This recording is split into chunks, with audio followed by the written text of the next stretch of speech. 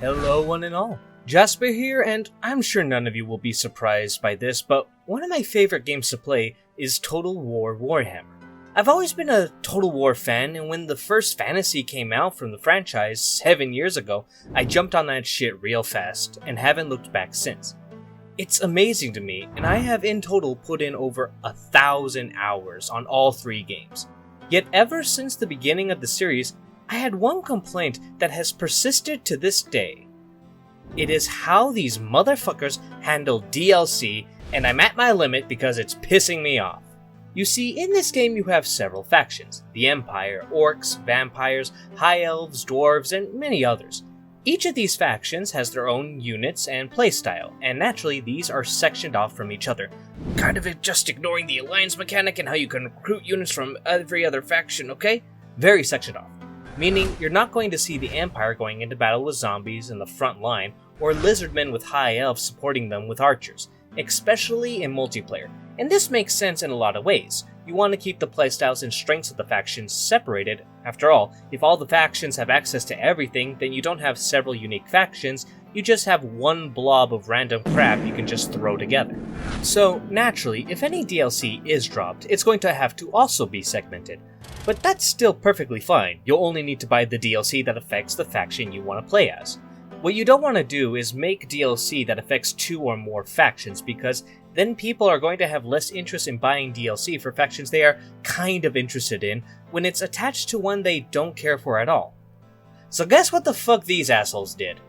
If you ignore the DLC that introduces brand new factions and that stupid Blood for the Blood God DLC, every single one of them adds units to 2 factions, which means that I, a greenskin player, am only going to buy DLC that helps the greenskins because that is my main faction. The Warden and the Paunch is probably the best greenskin DLC we have, and it's paired with the fucking High Elves. Do you know how many High Elf campaigns I have played?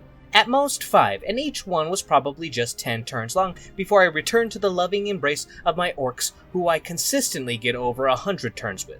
For $10, I feel like I am pissing away $5 on useless knife-ear shit I will never touch. But Jasper, I hear you say, you still bought the DLC. Are you not part of the problem? And to a point, you are correct. I am a part of the problem, as I will still buy anything that has a sexy green skin of paint on it. But here's the thing. This model has stopped me from purchasing DLC for factions that I am kind of interested in. Case in point, the Lizardmen. When the second game came out and there were no greenskins to play, the Lizardmen were my go-to option. Eventually, the old Warhammer factions were carried over to the second game, and I could start building my wall!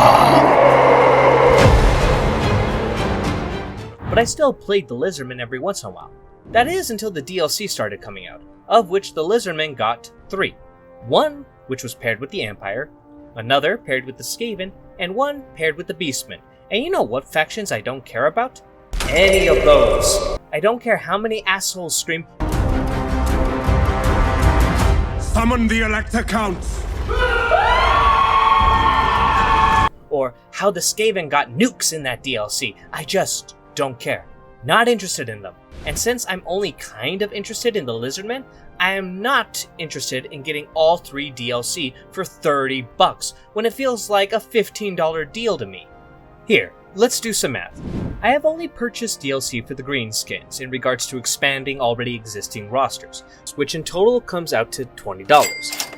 But let's pretend that all the DLC that was out was cut in half and you could buy the bits and pieces of factions that you like. Well, now suddenly I only paid $10 for the greenskins.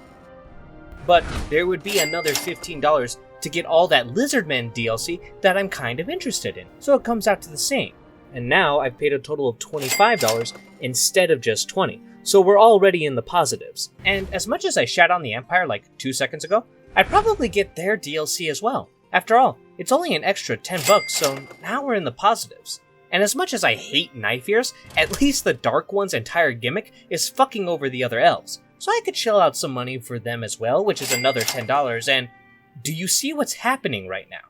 Because the cost to fill out the entire roster has decreased, I am more interested in filling them out and giving these factions a try. But the total cost of getting everything is exactly the same. CA, please, cut up the DLC and just let me buy it like that. I promise you will get more money out of me. I mean, just look at the Champions of Chaos. That was your best DLC yet.